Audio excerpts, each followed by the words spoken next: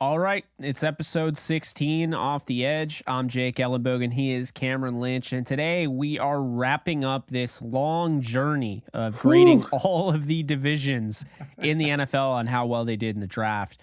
Before we get into it, and by the way, in case you guys didn't know, this is the AFC West that we're finishing up with. Not the worst, not necessarily saving the best for last, but the order doesn't mean anything. We just kind of decided to do it kind of all over the place. Honestly, just kind of figuring it out as we went. No order specific. So before we get into it, be sure to like, subscribe, comment, rate, review, and just a quick little ad read from our sponsors over at Bet Online, who is your number one source for all your basketball info, stats, news, and scores. Get the latest odds and lines and the latest matchup reports for this year's NBA playoffs. BetOnline is your sports intel headquarters this season, as we have you covered for your insider sports wagering needs, from basketball, MLB, NHL, golf to UFC and boxing. The fastest and easiest way to get your betting info, including live betting options and your favorite casino and card games, available to play right from your home. Head to the website today or use your mobile device to get on the action. Be sure to use our promo code Bleav to receive your 50% welcome bonus on your first deposit. Bet online, where the game starts. So, Cam, we got the AFC West. We're starting with the Denver Broncos here. And Denver, it's a little interesting, right? They gave up the first round. We've already talked about this, but they gave up the first rounder for Russell Wilson. They also gave up a first rounder for their current head coach, Sean Payton. You already know what I think about that. I would never trade a first round pick for a coach. I don't care who it is. I don't care if Vince Lombardi was reincarnated and was in his prime. I would not be trading a first-round pick away for a coach ever. So it starts at the top, though, Jake. You never know. Hey.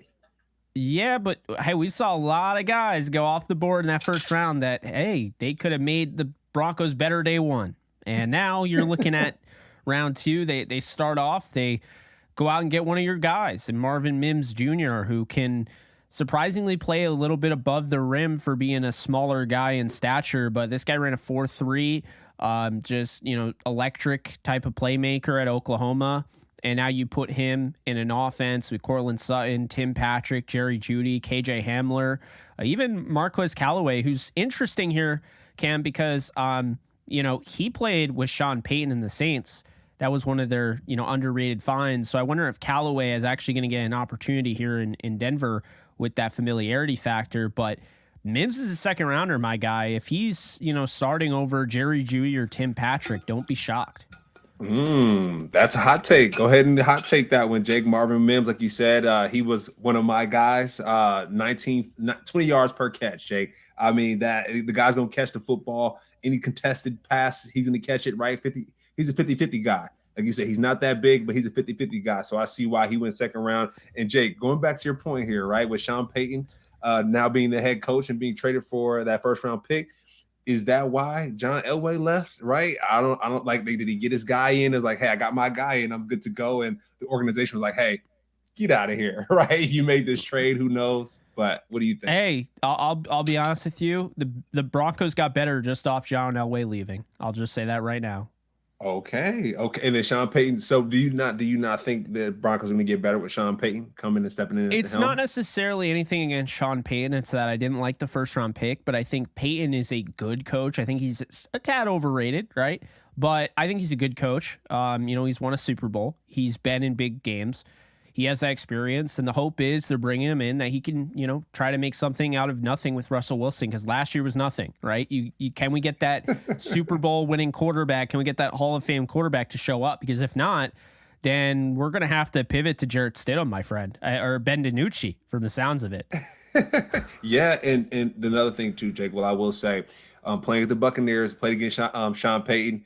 He's an excellent coach. He's torched me, right? I play defense and special teams. He's torched me single-handedly. So it's nothing but respect going to Sean Payton's way. One thing I do know, Nathaniel Hackett, being a first-time head coach going to the Broncos is tough. I was with Nathaniel Hackett at Syracuse. He was the offensive coordinator. He might be a better coordinator than head coach. We'll find out if he gets another chance a little bit later. But I do think success starts at the top. So John Elway leaving, does that make things better? Does Sean Payton stepping in as head coach, does that make things better? We'll see. But Marvin Mims, great first pick. Help out Russell Wilson. If he's a starting quarterback, great first pick to help out the starting quarterback. Well, here's the rationale behind it, right, Cam? Is you look at this defense. They signed Zach Allen, right? DJ Jones from San Francisco. Can't forget about him. He's a stud in the interior. You know, they have guys like Baron Browning, 3rd-round pick in 2021. I thought was an absolute steal. Should have gone higher. Josie Jewell, Alex Singleton, who played very well in Philly. You know, you add Drew Sanders, who we'll be talking about in a minute. Woo. Randy Gregory, who they paid. Patrick Surtain, who's one of the best corners in all of football. Kawan Williams, nickel corner. You know, you got guys like Damari Mathis out of Pitt, 4th rounder last year.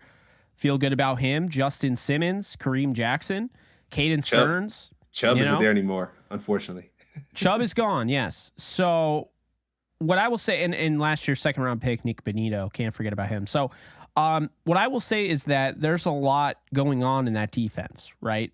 And so if you're new ownership, you know, the Waltons, right? The Waltons own it now. Like Walmart owns the Broncos. No big deal. But yeah. But if you're new ownership and you're looking at that defense, you're like, all right, what's our big issue? How can we win these games that we lost last year? And a lot of those games were close, Cam. That defense played their tail off. Now, I will say this. Giro Evero is a big reason. And he's out. And Vance Joseph's in, who I will say is not anywhere near as good of a coach as Giro Evero. I'll stand by that. I think Evero is one of the up-and-coming guys. And I don't think he had any interest based on last year being friends with Hackett. I just don't think he liked where things went, so he's out. It's not to say Vance Joseph can't do something, but I think the defense is still going to be good. I think they're talented, and so I think now you go into this draft, Cam, and if you're new ownership, you're like, how can I make number 3 better? Because I don't know if I have a choice. He's like when A-Rod signed that 2nd deal with the Yankees. Like, they had to play him regardless of how they I mean, he's a Hall of Famer. He won't probably go in the Hall of Fame because of steroids, but that's neither here nor there. Point is, Hall of Fame level player. Guy's a huge name, right? And that 2nd contract comes in, and now the Yankees are stuck. They got to play him, right? And then we've seen this many times. You got to play the bigger name, the guy who's making the money. And it's like, even if Russell Wilson's struggling, it might be a minute before they switch to a guy like, you know, DiNucci or Jarrett Stidham. And that's the intriguing thing here with Russell Wilson. So that's where did he have a good Sean year Payton. Last year? Yeah, no. That's where Sean Payton steps in, I think. That's where Sean Payton's like, all right, Russell, you had a bad year last year, but we know you're a Hall of Fame quarterback. You're a championship quarterback. Let me get you right. I coached Drew Brees. I had some time off. Let me step in for that. So that's what we're hoping for, Jake. Let me get you a weapon right off the rip. Just show you, hey, we're committed to you. We're not drafting no quarterback, right? Yeah. I mean, hey, pick 63, Will Levis wasn't there anymore, but I mean, maybe they could have traded up and gotten him if they wanted him. You know what I mean? I don't know for a fact because I'm not looking at the entire draft, but I'm pretty sure what's his face was there, Hendon Hooker, who probably would have fit the offense. So they made the decision to stand by Russell Wilson and say, you know what? We got Sean Payton for you. We got Sean Payton for you. We got Marvin Mims for you. But we can't neglect the defense because defense matters. You're a linebacker. Drew Sanders, best linebacker in this draft. What a pick for Denver. The fact he fell to 67 is ridiculous. I had a first-round grade on him. Yeah, he was at Alabama before. He plays like he was at Alabama before, Jake. Talk about exciting linebacker, bro. Seeing him is like anytime the ball snaps, like a big play is going to be made.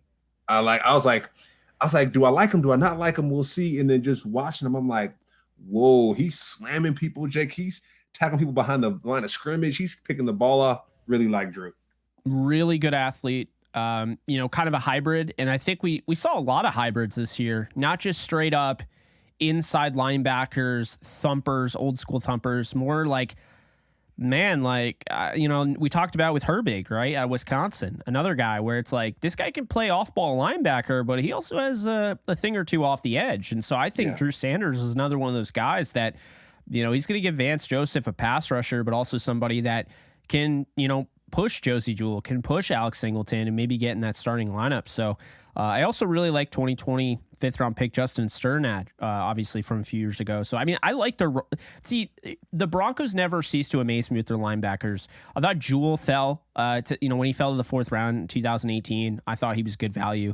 Baron Browning, who I brought up, third round pick. I had a first round grade on him. He was my second overall linebacker in that draft. No idea how he fell so far. And I understand it's a third round, but this is great value for Drew Sanders. And then they go out and they get a guy who I had as a fourth round grade, but I actually love this pick in Riley Moss. We talked about him. He's one of my guys. And, I think he could start day one, Cam. I understand there are people that want to convert him to safety, but I think they drafted him to compete at corner. And I think he's got a chance to push Damari Mathis. I'm not saying he will, get that job over him, but that's a third round pick. That's a high pick for a corner that might not, if you're going to say he doesn't play, that's pretty high pick to select when you're talking about a team that didn't win many games last year, So I really like Riley Moss, just really athletic corner that can kind of, stick with guys and just really instinctive. And I think when you add him to that secondary that already has so much talent, it's just a matter of, making the room better, man, and I think that's what they're doing with that pick. Yeah, I mean, you already got Patrick Surtain, right? Damari Mathis and Quan Williams. So Riley Moss, Jake, I really enjoy watching him, my guy. I think one of my notes for him was like plays like a receiver at defensive back. Anytime the ball's in the air, it's like it's my ball, guy. You're throwing to me, but he's wearing a different jersey. So Riley Moss, really liked him. I know he can. We always talk about this. Play special teams. He's effective in that space as well. Can return. So Riley Moss, great pick, Jake. The Broncos. So far, they don't have many picks. It looks like they have about 5 picks here in the draft, but they're hitting pretty much on most of these picks. So it's looking really nice for them. And you can say that they hit on Sean Payton as well, or can you not? Right? They traded up some first rounders. You said they didn't hit on Sean Payton, so that might affect their draft grade. I mean, I don't think trading a first for a coach is worth it, but that's just my opinion. I don't want to necessarily look at it like that hurt the draft. I disagreed with it because you got that first round pick for Chubb, and then that first round pick was nullified in my opinion because you didn't replace Chubb. You just went out and got a new coach, which this is where this comes into play. You go out and you get Sean Payton. Did you go out and get Sean Payton because no one else wanted to coach here because of how, the question marks, who's going to even own this team? What happened? Hackett has a lot of friends around the league. I mean, he's a well-known and likable guy from what I was told. And it did kind of rub some guys the wrong way. And I think it's why Evero wanted no part of it. I think it's why a lot of these guys, like there was talk about DeMeco Ryans, being in play. And, he chose the Texans. So, yeah, it's fascinating because was this a desperate trade? Was this to get Sean Payton because they didn't think anybody else was going to take this job, and Sean Payton's come out of retirement, sees Russell Wilson, opportunity to put himself back in good graces with the league, or, what was this? And so, I think it's neither here nor there. I mean, I don't agree with the first round pick, even it's for Sean McVay, as much as I'm being honest with you. So yeah, no, that's real because he could be a Sean McVay right later in Sean's career. This Sean Payton, Sean McVay, like that legacy, it could be similar. What I would say, Jake, is when it comes to the head coaching position, there's a lack of black head coaches in the NFL. So it's tough to hear like, hey, no one wants to coach that, right? Because you got your DeMeco, you got some of these young and aspiring coaches that deserve those positions, but don't get them. So it's tough to hear that, but what I will say is I do think having a great head coach like Sean Payton is going to not only affect the gameplay, but it's going to affect the whole sporting community in general. I think a head coach can last a little bit longer than a first round draft pick. It's NFL, my man. It's not for long. And I do think a head coach that value might be there. It can change. I think it's going to change a lot. And I like it. I like that pick. So I got the Broncos. I know we got some more picks here, but I got the Broncos as a B+. I like what they did with Sean McVay, and I kind of like what they jumped into with their first 3 picks so far. Yeah, it's tough with them because, they only have 5 picks. But I would say their first 4 picks out of 5, I mean, all guys I could see starting. I really like JL Skinner. I don't think he's somebody to sleep on out of Boise State. Once again, I love how Boise State Broncos always end up finding their way to the Denver Broncos. Like, it never fails. Right. So I'm going to give it a B just because it's hard for me to give it a B plus when you only had 5 picks, but I thought they did a nice job. Alex Forsyth is a solid pick in the 7th, not anything to go crazy about, but maybe he's a developmental center there. Yeah, I thought it was a good draft. I mean, I'm not going to sit here and grandstand it.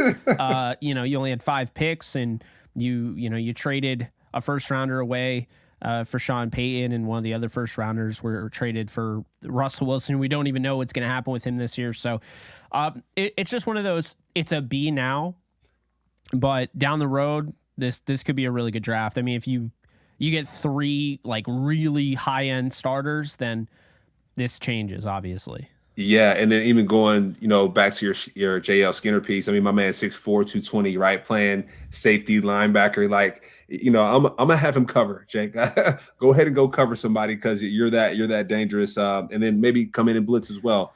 That DB room is going to be insane. The linebacker room is going to be insane just from these picks here. I see hit a 83% coverage grade on PPF. So that's daggone impressive. The defense got better. And yeah, like you said, they're all in. They're all in on Russell Wilson right now. I think Sean Payton's gonna add some more creativity and firepower. So we'll see. Hey, are we gonna be, when it comes to the Broncos? Are they gonna be riding? Are they gonna be riding out, or are they gonna be going home? We'll see there. I think they got 4 primetime games, so they got a chance to make up for last year. We move on to the Kansas City Chiefs, who won the Super Bowl. Who I'm gonna be honest with you, I didn't love their draft. I thought they had a chance to literally just dominate the draft. They had a 31st overall pick. They had a 55th, 92nd, 119, 160. Like, I really felt like they were just going to dominate this draft. They got players I like. I'm not hating on the players. I just think that they let a lot of guys go. And Felix Anudike-Uzomah, really like that pick, so I'm not going to hate on that. I really like him. He's a guy I had a first-round grade on that people assumed he was going to be there in the second. Well, he was not. They needed a pass rusher, obviously, because, well, they lost some guys in free agency. Rashee Rice, that frame, big number 4, you throw it up to him if you're Patrick Mahomes, and he's going to go up and get it. And, does he become a starter day one? Well, I'll be honest with you, I don't know why Marquez Valdes-Scantling's making $11 million a year. I don't know why he's a starter. He runs really fast down the field, but I think when you look at Rashee Rice, he can start. I think they really like Kadarius Toney. I think they really like Sky Moore. There's still some other guys like Amir Smith-Marset. I wouldn't rule out Cornell Powell, Justin Ross, because at the end of the day, you have these guys that are getting to learn the game and learn the position at the NFL level, and Patrick Mahomes can throw them the ball when they get to that next level. And so I think that's an important reminder. And then Justin Watson, who you played with and who I interviewed at the Senior Bowl, he's an emerging guy. I think he could take over. I think he's a better version of Marquez Valdes-Scantling. I think he just doesn't have that name. He didn't play with Aaron Rodgers. But don't sleep on Justin Watson. Richie James as well can make plays after the catch. But I think that Rashee Rice is going to push himself into the starting lineup. This is a 55th overall pick on the Kansas City Chiefs. I mean, I don't see why with that size that he can't make something happen with Mahomes. Yeah, I mean, they didn't draft him for no reason, right, Jake? Yeah. The first pick, they were like, hey, let's get someone to fill this void in free agency that we had some big boys, big guys leave. Let's fill that. But then after that, let's get Patrick Mahomes' weapon immediately. And the fact that they picked Rashee Rice out of SMU, Jake, out of all these schools, they picked him. That has to say something. A small school guy, that means he can ball. That means he fits that mold. And that's really impressive. One thing, some of the notes I had on him were his yak. Yak is impressive. Big play wide receiver. His yak is impressive. So, you have Jake, you got Kelsey. You got different players that can, rack up some yak as well. But Rashee Rice can too. So I love that pick. And then not only are they getting Patrick Mahomes a weapon on the offensive side, but also getting someone who can protect him. So Wanya Morris, right, coming out of Oklahoma. He's super athletic, Jake. Like he gives me that defensive tackle athleticism where like his hips spin really well. As a tackle, that was one of my knocks though, was like he gets spun around, I think, a little bit too quickly and gets knocked back a little bit too quickly. But now that I'm thinking about it, now I'm thinking about Patrick Mahomes and the way he plays. They're going to need a guy that's super athletic that could twirl around, right, with all the That's plays that they have. interesting. Yeah. He's a little bit too athletic to be a tackle, Jake. So I'm like, wait a minute, like why is he out there? And why did the Chiefs pick him? But it's starting to make more sense with the type of player Patrick Mahomes is. So I like it. No, that's cool. So you're saying that they got him to fit his play style. I mean, the guy he's very athletic in his pass sets. I don't have any issue with him, withstanding that. And obviously you got guys like Joey Bosa coming off the edge in this league, where in this conference twice a year, and it's like Khalil Mack. And I mean, you got to have a guy that has athleticism, but you also have to have a guy that has anchor, and those guys are going to get pushed around, those bull rush, speed to power moves that like Bosa and Mack both have. And then obviously you got to give Max Crosby, some love as well in this division. So, yeah, I mean, it felt a little early for me. I will say that. I had a late fourth on him, and there were some better tackles, I thought. And I guess I'm not really sure where they're going. I guess Donovan Smith is going to start at left tackle, but he seems like he's kind of at the end of his rope, if you will, like career-wise. And I don't know. I don't feel as confident with him at left tackle. So I thought they might go out and get somebody that might be more ready. I think Wanya Morris is one of those athletic guys might have to go to guard. And I like, you explained it better, I think, like how he fits the play style of Patrick Mahomes. Very interesting there. Chamari Connor was another where I was like, I like the player, mentioned him on the show, felt like this was too early. BJ Thompson, that was too early. I felt like he was a guy who, probably they could have gotten the 7th, 6th, 7th round, and it's funny, Stephen F. Austin, he was like their John Franklin Myers when the Rams grabbed John Franklin Myers in the 4th. Now, that's my guy, so no disrespect to him, but it's like BJ Thompson. They're like, yeah, you got your diamond in the rough, but then you draft him in the 5th round, and you're like, how much rough was there? You know what I mean? Like, did you just pick up the diamond right, like on the table? I mean, that's the thing. So he was playing basketball too, so it's like his pass rush toolkit is not crazy. So yeah, I agree with you. I agree. I think a 7th round pick or even a 6th round, I'd sell for, like, I feel like that would have been justifiable. They already spent, money on guys like, they spent a draft pick on Karlaftis, last year's 1st round pick, Charles and Menahue, Felix and Udike-Uzomah they just drafted. So like that would have made more sense, I think, just later, but I don't know. Maybe they really like the guy and I can't really hate him too much for that. Keandre Coburn is a good pick in the 6th round. I liked him. And Nick Jones is my guy. So Nick Jones, I interviewed on another show, and Jones and I talked, I want to say for an hour and a half off the air.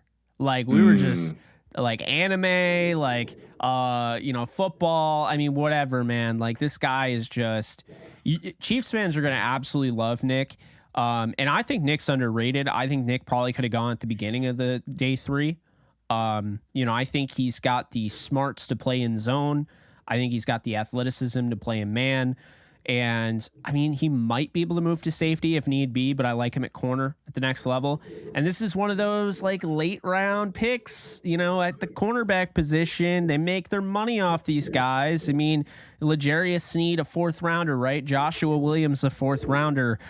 You have Fenton in the past, and you got Charvarius Ward, guys like that maybe you forget about. Nick Jones, don't be surprised if he ends up starting someday down the road. Jalen Watson last year was a 7th rounder in 2022, and he started in the Super Bowl. So, I mean... Yeah, I like it. No, Jake, I like it. I mean, I have him as a punt blocker on here, right? Punt returner on here. I mean, he does it all. And like you said, it's one of those value picks that's like, ooh, don't sleep on this guy because he's a sleeper. He might be one of the better sleepers, I think, out of this whole Chiefs pick, draft pick here. So, I agree. Yeah, so I think there's at least one starter day 1 is Rashee Rice. I could see Felix Anudike-Uzomah taking some time to, maybe sit behind Karlaftis and Menahue, but I think he's still going to have a really his serious role at the next level. But I think Rashee Rice is starting day one. I think he's going to be one of the starting wide receivers. He offers more than Marquez Valdes-Scantling. Kadarius Toney never stays healthy. So if he stays healthy, he's going to be really good. I mean, Kadarius was awesome. When I was watching his tape coming out, I was like, this guy's going to be special. But he's so fast. Yeah, but those hamstrings can't keep up.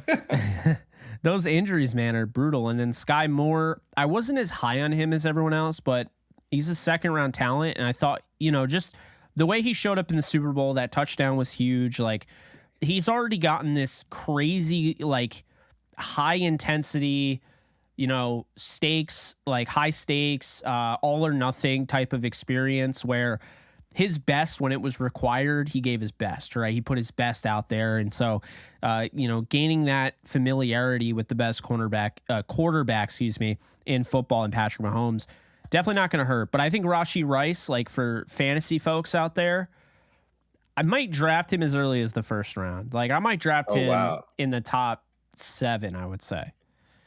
Because he has Patrick Mahomes and yeah, hopefully, and when it's funny because you say that Sky Moore, like you said, that you said it, he showed up. Super Bowl, he showed up, and I hope he changes that number, Jake. I ain't gonna lie, 24 at the receiver is kind of nasty. It's gross. Rashee Rice is 4, and it's growing on me because Flowers has 4, and I think Zay Flowers' number looks dope. But yeah. I'm not a huge fan of the single digits. I feel like it works or doesn't with you. Like I didn't love like Cam Akers switching to 3. I thought Bateman switching to 7 was kind of weird. Like Rashad Bateman of the Ravens, but I don't know. I thought Odell made 3 look amazing. I thought he was a perfect 3. Allen Robinson is number 1 was a little odd. I gotta say. I think he wore that Penn State too. So I mean, Yeah, just weird. But Rashee Rice is going to be weird because the dude is like huge and he's going to be wearing 4. Yeah. Like normally those are like, all right, you give that guy the teens. Maybe he's number 10, number 11, something like that. Yeah. Fill it out a little bit. But hey, Rashee Rice, though, I like it, though, Jake. You mentioned it. He'll start right away. I agree. There's no way they pick him there coming out of SMU without believing that he will start right away. So that's a big pick there. And then going back to the edge, Jake, with BJ Thompson coming out of Stephen F. Austin. I saw an interview with him. He mentioned he played basketball back in the day, and then one of the folks asked him on the interview. They said, "Okay, so now that you're in college, like, how are you working your pass rush skills? What does that look like? Who are you working with?" And he's like, "Yeah, I just kind of work off my natural ability, And I didn't like that answer at all, Jake. Yeah, I didn't like that answer at all. That's a sigh, man. Yeah, like I get what you're saying. Like, you're a natural athlete. You step on the field and like you just ball out, but. You're going to the champs, you're world champions, Patrick Mahomes. Patrick Mahomes ain't trying to hear that. He's trying to hear that you got that bag, that you got that pass rush bag. And also, to be fair, Jake, right? Like, he is going to the NFL, so his off seasons, during the season, he's going to be able to fine tune his craft, which is great. That means his ceiling is high. That means his floor is high, which is good. But the fact that you play basketball, you don't really work on your craft like that, bro, when it comes to the pass rush game, where you don't have a coach. It's a little concerning. It's a little cringeworthy. Yeah, that's why they're dropping down a little bit. I don't want to crap on him too much. Good for him. He got drafted out of Stephen F. Austin in the 5th round. I think he'll be interesting. I mean, he's in a perfect situation. He's not ready to start, right? So you're going to be seasoned by NFL coaching at the highest level when you're talking about the Chiefs. They're not going to some rinky-dink organization. So, I mean, this is a guy who's going to get a chance to watch Karlaftis. He's going to get a chance to watch Omenihu, even FAU, Felix Anudike-Uzama. There'll be plenty of guys for him to, study behind. And then I think 2-3 years from now when, the Chiefs, and this is the thing, you'll get one of those guys that wants to get paid, and the Chiefs will be like, oh, we got BJ Thompson over here, and he's ready to go. So, see ya. Enjoy the payday. Enjoy wherever you're going. You're not winning a title like we are, but you go and do that. And I think that was the rationale behind that pick, and I think that was the rationale behind Nick Jones, because Nick Jones can play right away, but I think Nick Jones is for when like Trent McDuffie wants to get paid, for when like, Jalen Watson comes to him, guys like that. And, definitely L'Jarius Sneed, who is more than likely going to be wanting his payday very soon. Yeah. No, you're spot on right with that, Jake, right? We got Tramari Connor coming out of Virginia Tech playing safety, and then Nick Jones. So yeah, they're preparing, right? They're preparing these young cats to then take the torch after the veterans leave. And it's a young Chiefs defense. So these guys got a lot of room to grow. And one thing I do know, people do get hurt, Jake. Next man up, as we know. And so we talked about BJ. We say he might start in a couple of years, but hey, you never know. A couple guys go down. We might see him sooner than that. And who knows? Another thing too, I want to know who knows how his interviews went, Jake. When he interviewed with the Chiefs, he must have said something in those meetings, or he must have done something during his workouts that were like, hey, we need to get him at the 5th round, whatever we're doing, let's go get him. So like you said, more power to him, and I hope he balls out at the next level. So yeah, I'm going to go with a B, Cam. Same here. I'm gonna go with the B as well. And like we talk about Wanya Morris, him being 3rd round, and I was like, I don't know about that pick, but then you think about Patrick Mahomes, and it might be a fit for him. So that's neither here nor there. But also too, I want to call out, Jake, the business move, right? With Uzama and UDK Uzama coming out of Kansas State, Kansas City. So that's a good business move. They're getting more butts in the seats, not that they're not selling out every game in general with Patrick Mahomes, but that's a great business move. The Chiefs get a B from me. And he's ready to play day one. I know I made it sound like he might not play. He will play. It's just a matter of the Chiefs have such good depth. He might not have to start right away, which is all the power to him. So we move on to the Las Vegas Raiders, and they are an interesting one here. Okay, they start off the draft, pick number 7. They get Tyree Wilson out of Texas Tech. I think he fits perfectly what they're trying to do on the defensive end. So, he's going to, they run that, that 4-3 defense. So I think what happens to Chandler Jones though? That's my big question. Well, what happens to my guy, Chan? Chandler Jones, I think probably stays there. What I think might happen is that Tyree Wilson might kick in at tackle. In a 4-3, I think he could do that. I think he's also going to be like, he'll be in and out. Like, you still have Jordan Willis, who I like. You went out and got Byron Young in the 3rd round, different Byron Young, defensive tackle. So I think that they're going to try different things, try different alignments, see what works. Yeah. They could also trade Chandler Jones. I mean, I think he becomes pretty valuable at the deadline. If this team isn't winning football games, you trade him at the deadline, you get maybe a 3rd round pick. There you go. I think that's probably the move. Max Crosby's your guy. Like that, you committed to him. He's a franchise pass rusher. Jones is a little bit older. Jerry Tillery's back. So that's, we'll see what ends up happening there. They also added another in Nesta Jade Silvera later on in the draft in the interior. So I feel like they're just trying to give themselves every opportunity to fill every type of opportunity situation, right? If you have a bunch of guys that can fit all sorts of packages and looks, and I think it makes your team better. So, instead of focusing too much on, on paper, I don't know how this works.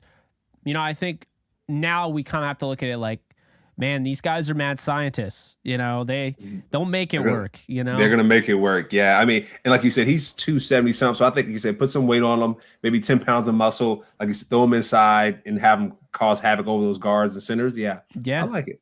And not even like he's not starting at tackle. I don't think. Like, I think he just, you want to get him on the field any way possible. And I think that's the best way. And maybe you try. And I don't know if they go with this, but maybe you try, some multiple defense as well and have Jones line up as an outside linebacker. And, that way you can kind of still argue that, I mean, he could play the 3-4 end, Tyree. So there are different things that they could do to get him involved. I'm definitely not worried how they're going to get involved, how they're going to get the 7th overall pick involved. I can tell you that much. They'll figure it out. But I mean, the guy is a man amongst boys on tape. Another guy who looks that way on tape is 35th overall pick, Michael Mayer, who they traded up in front of the Rams to grab because they were really worried about the Rams getting him. I'm told they would not have selected him at 36. They were always going to go after Steve Avila, but the Raiders get their guy, and he's going to replace, to a degree, Darren Waller, who's moving over to the Giants via trade. What's interesting about this, Cam, is they also have O.J. Howard and they have Austin Hooper, who comes over in free agency. This is a good tight end room for a guy who utilizes tight ends a lot in Jimmy Garoppolo. Damn good tight end room. That's a good tight end room right there, Jake. That might be one of the better tight end rooms I think we in the NFL at this point. Yeah, I mean, I think day one, Michael Mayer can come in and he can play as a receiving tight end. I think he's a solid blocker. He's not as great as I expected on tape, but you have Austin Hooper who kind of does it all. I mean, he's not an elite tight end, but he's had some really good years. And the way Garoppolo plays, it's not a knock on him, but he plays more safe than sorry. And that allows tight ends like obviously George Kittle 8 and guys like that. So, I'm excited to see how that works out for him. I had a higher grade on some of the other tight ends, but I think like Laporta, for instance, out of Iowa, I think definitely could have hit home. But Mayer's a good pick here at 35. And honestly, a lot of people thought he'd be a first round pick. So, I actually had a first round talent grade on Mayer and Laporta. I had Laporta as my number one tight end. So I think this is a good pick. Byron Young adds some beef in the interior. Trey Tucker's interesting because he ended up going ahead of, the other, Scott, the other receiver from Cincinnati. And, Tucker's somebody I felt like was a little bit reached on here. I did not expect him to go this high at all. I didn't think he'd go ahead of Scott. So that was a little bit of a weird pick, Cam. Yeah. Jacorian Bennett, phenomenal pick. Exactly where he should go. 104th. This guy has just about every layer of measurables and testing and just tape that you want for a fourth round corner. And he got a little bit overshadowed playing next to Deonte Banks. But I'll tell you right now, like Jacorian Bennett doesn't have to start this year for him to be an outstanding pick. However, he could, and here's why. Duke Shelley is starting right now. They have Amik Robertson. They got David Long Jr. in the offseason. They got Tyler Hall. They got Nate Hobbs. I mean, this is a huge opportunity, in my opinion, for a guy like Jacorian Bennett to just win this job. Now, I thought Bennett would have been smarter to stay in school because I thought if he stayed in school, he probably could have gone the first or second round next year. Elite athlete. Like we're talking like RAS score near the top of the top. So, I mean, hey, I think when you look at him, he's already experienced playing off a corner. So if he has to play off David Long, I mean, he might overshadow guys like that. Don't be surprised if he ends up starting, but I don't think he needs to start right away. If he's not ready, like whatever, make it work with Duke Shelley and David Long and Nate Hobbs. I think Hobbs is underrated. It's been a matter of injuries with him. And David Long, I mean, he was low key the under appreciated, secret superstar in the Super Bowl. I mean, if he doesn't make the certain plays he makes, the Bengals probably win the Super Bowl. So, really intelligent, really well coached, obviously. Had some great coaches there with the Rams. So, I think David Long could end up having a pretty solid year. And Duke Shelley's been on with all sorts of coaching staffs, and he's still a solid player in his own right. So, I think he's got a chance, but the Raiders will figure it out. I mean, a fourth rounder does not mean you can't start right away. Aiden O'Connell doesn't have to start right away. He was also drafted in the fourth round. You got Jimmy Garoppolo. You got Brian Hoyer. You got Chase Garbers, who I actually really liked last year, undrafted free agent at Cal. But Aiden O'Connell, he reminds me of Goff. I've said that. He's one of the guys we talked about. I think O'Connell has a rocket of an arm and reminds me of Goff. Yeah. He plays neck up, just like Goff does. You're not going to see him running around crazy, Jake. He's going to be neck up. He's going to one thing too. He's a big window dresser, Jake. You think he's going one way, but he's really hitting that side over there. So I really liked O'Connell's tape. He's nice in the pocket there. Jake, going back up a little bit to Michael Mayer. He broke about every record at Notre Dame. So like you talking about that tight end room at the Raiders is going to be super stout. Jimmy G, even Aiden O'Connell, right? In the preseason, he's going to have a lot of targets to go to. OJ Howard. I mean, Jake, I told you about OJ Howard. My man went over top of my head multiple times in practice. 4.6, 4.5 speed, a big cat. He can block, better catcher than blocker. But that tight end room, Jake, is going to be lethal, I believe. Super lethal. I'm with you. And then going to Byron Young. There's multiple Byron Youngs here, but this Byron Young, 295, 6'3", Jake, playing in the inside. I got a Michael Brockers comp for him. He's a long guy, very explosive. You'll see him a lot of time with his tape. He'll break through the line of scrimmage, and then he has like this burst, this like extra burst where he just swallows up the defensive or the offensive running back like nobody's business. So I love that that extra burst by him. And then you mentioned the reach with Trey Tucker. He had Desmond Ridder throwing the ball to him a couple of years ago. So, he was set up nicely, but he didn't really impress me like that, Jake. Like I cut on his film, it was decent. The yak was great. The gadget play when he's running behind the line of scrimmage, kind of Brandon Powell-ish. I know we have a lot of Rams references, but he didn't really impress me. So I'm curious to see how he'll do at the next level. I'm sure he will mature once he gets there. But yeah, very questionable piece. I'm curious how that goes. And then going to the safety position, Christopher Smith coming out of UGA. He has great closing speed, Jake. I mean, my man can come from the top of the numbers, right?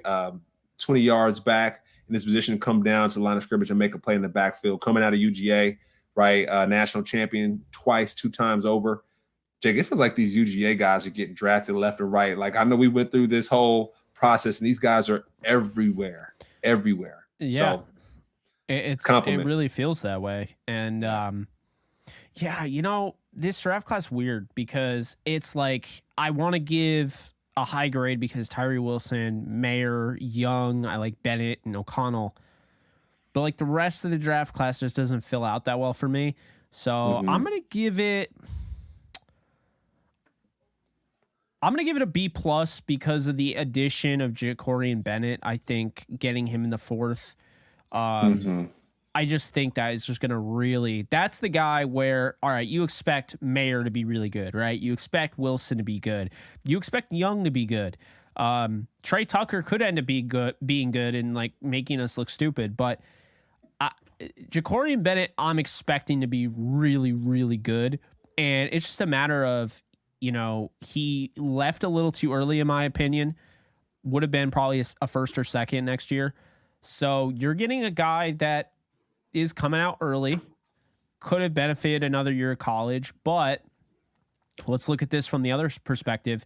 Now he's getting a chance to, work on his craft, and, there he is, So yeah, I'm gonna give it a B+. Okay.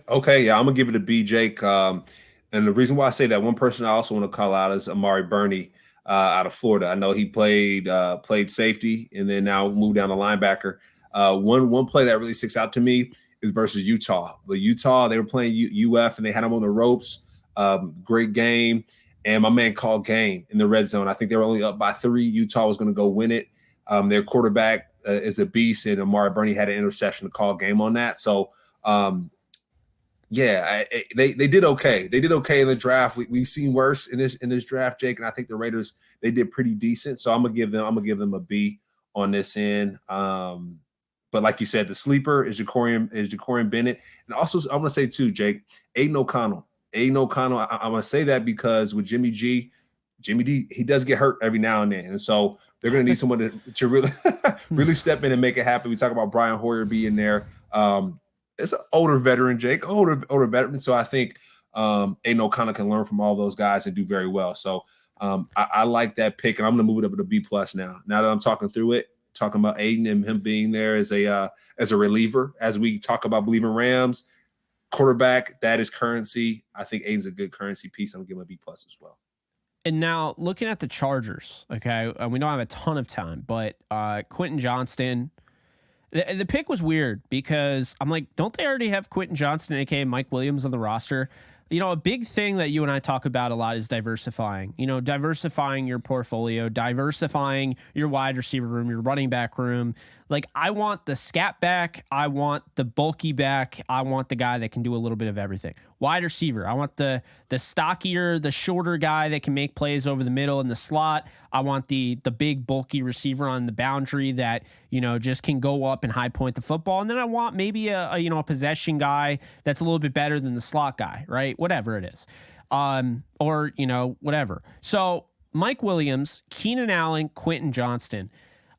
Zay Flowers was right there. Like, I was really shocked they didn't pick Zay Flowers. I thought he would have complemented this offense on another level. And Joshua Palmer is 100% good enough to be a number 3. Okay, he may not be a high-end number 3, but he's good enough to be a number 3. And he was big down the stretch last year. So Quentin Johnston was surprising. He's still a very good player. It surprisingly doesn't play with as much aggressiveness as I expected. He's more of a yards after the catch guy, which, again, you're just not something you expect. He doesn't have the physicality yet, but I think when he gets a chance to grow into his body and these coaches are like, you can go up and bully people. Like, when he realizes that, when he can consistently do it, because you see flashes, when he can consistently do that, he's going to be a problem. I think Tuli Tuipulotu, your guy, who you mentioned repeatedly, I think that's another guy you're adding to a defense that, look, I mean, this guy has a chance to play. I'm not saying he's going to start over Bosa or Khalil Mack or whatever, but he's got a chance to be in the rotation there. He comes in sub packages. He's a second round, pick here, 54th overall. Diane Henley, that is the best pick of this draft for me, because Henley was one of the best linebackers. I loved watching him play. And I think Diane Henley is going to end up being a starter very soon. He doesn't have to right away. They signed Eric Kendricks. They have Kenneth Murray Jr., but don't be surprised if he's starting next year or the year after. And I think he's going to be playing at a high level. So I don't know. I like the draft. It's just I have some questions about the fits. I guess that's where we're at. No, that's fair, Jake. And what I will say is, when it comes to Keenan Allen, my man does get hurt every now and then. I know he's not always in the game of play. And so with Quentin Johnston, he might be someone that's like, hey, I know you mentioned it. He doesn't play like his size is, right? He kind of like, you're an elephant, but you kind of play like a mouse. Not that he does that, but we want to maximize, right? We want to maximize and kind of go past what you think you are. And I think Keenan Allen and really Mike Williams, I think Mike Williams is going to be the one to say, hey, I'm not the number one guy. You're not going to be the number one guy, but this is how you play like the number one guy. I mean, there are times, Jake, when I think Mike Williams is the number one guy. I know Keenan Allen, he does his thing, but Mike will, Jake, right? We've seen him torch the Rams like over and over and over again. So I think Mike Williams may be able to teach that to Quentin Johnston. So like you said, it's a fit thing, but also too, there's a legacy piece to this. So they might just be filling in the, backfilling and making sure folks are okay. Tuipulotu, Jake, led the Pac-12 in sacks. Come on, fam. Like that's my guy. He's going to a defensive line that might need some people to backfill as well, right? We talk about Khalil Mack. We talk about Bosa. Those guys can get hurt. Khalil Mack, he's been playing for a good amount of time now, Jake. We need somebody that can go ahead and also push him, number one, and then number two, be someone that, hey, if Khalil Mack is not here anymore at some point in time, you still got Bosa, you still got Tuipulotu. So I think that's a real smart move, Jake, too. Coming from USC to Chargers, that's a business move more than anything. I think we talked about him going to the Rams. So the Chargers must have heard it and snagged him. So I love that piece there. And then finally with Henley, Jake, when I watched him, I was like, this guy is where he needs to be at all times. His feet are always set. He's always in the best position possible, if that makes sense. Where when it comes to a linebacker, that linebacker play, that means he's in the film room. That means he's the coach on the football field. And like I said, he's always in the proper spot. He's always in the proper spot, and I like to see him play. And yeah, he's just and talk about closing out a game. One play that I really like to see from him. They were playing Idaho. And he closed out. He called game on Idaho as well. So you had two guys that we talked about that call game at the linebacker position. I think that's really big. like you think about it in basketball, last shot, who's gonna get the last shot? It's our best player. And so you're on defense, the best player on defense was able to get that last shot and show out on that side of the ball. So with Henley, I love that piece here. And then Jake, I know we're coming up on time here, but going to the tackle position of Jordan McFadden coming out of Clemson. My man got a neck collar on, Jake. My notes for him were stout. One thing about him is when he grabs people, he does not let them go. And that's one thing that I think the Chargers are going to really like. Like I said, he has a neck collar, he's a strong grip, and he moves people. He handles stunts really, really well. So I like that piece here. Oh, sorry, Jake. Finally, my last one. Scott Matlock, energy, heartbeat guy. I know he's playing defensive line on the inside, but I think he's a guy that Sebastian Joseph Day is going to really like. Morgan Fox is going to really like. He caught a touchdown, right, playing fullback. The coach called him a coach in the room. So they got some nice pieces, Jake. The Chargers, they get an A from me. Yeah. Wow. So it's funny. I don't know if I'd give him an A. I'd say this is a solid B draft. I thought it was pretty solid. I mean, Darius Davis was a little bit of a reach for me.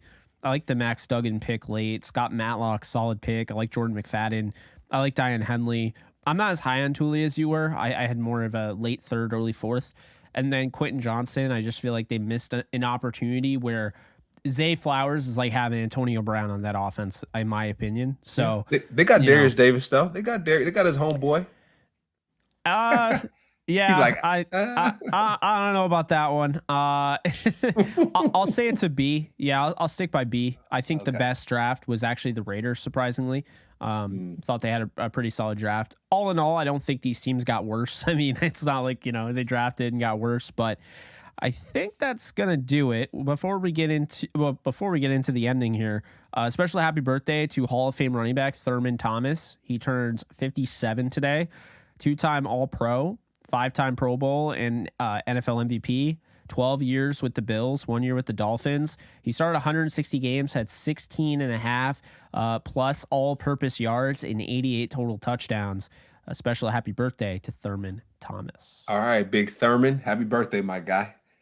57, and we had Emmitt Smith yesterday, so we've been hitting the running backs, but that's going to do it. We appreciate you guys hanging in there. It's been a long series. We'll have all the clips and everything on our YouTube channel. You can follow us on Twitter at Off the Edge Show, at Cameron Lynch 50, at JK Bogan, and on YouTube, just look up Off the Edge and you'll find our channel. But that's going to do it for us. Special thanks to betonline.ag, and we'll see you guys next time. Later, folks.